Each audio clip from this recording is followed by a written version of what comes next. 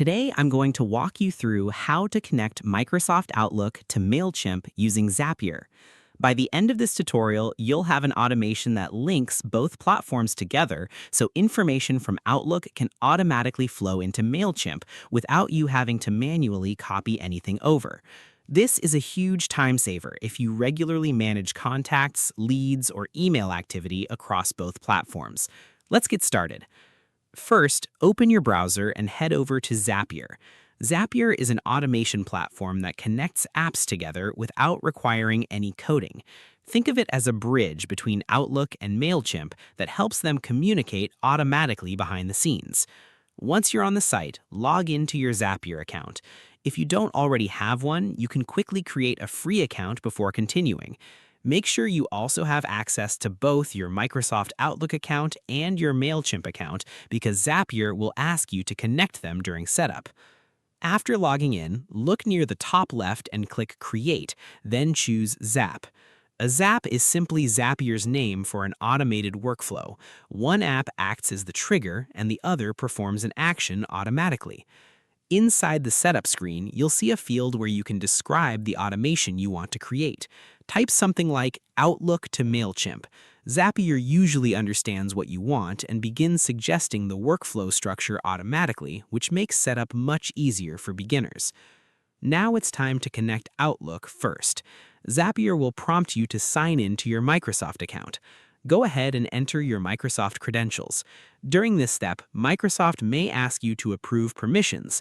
These permissions allow Zapier to securely access the data needed for the automation, such as new emails or contacts. Take a moment to review the permissions carefully, then click Allow or Accept to continue. If the wrong Microsoft account is selected, this is a good time to switch before moving forward. Next, Zapier will ask you to connect Mailchimp. Log into your Mailchimp account and approve the connection request. Just like with Outlook, Mailchimp needs permission so Zapier can send information into your audience lists or campaigns correctly. Once both accounts are connected, Zapier will guide you through selecting a trigger and an action. For example, you might choose a new Outlook contact as the trigger and add subscriber to Mailchimp audience as the action.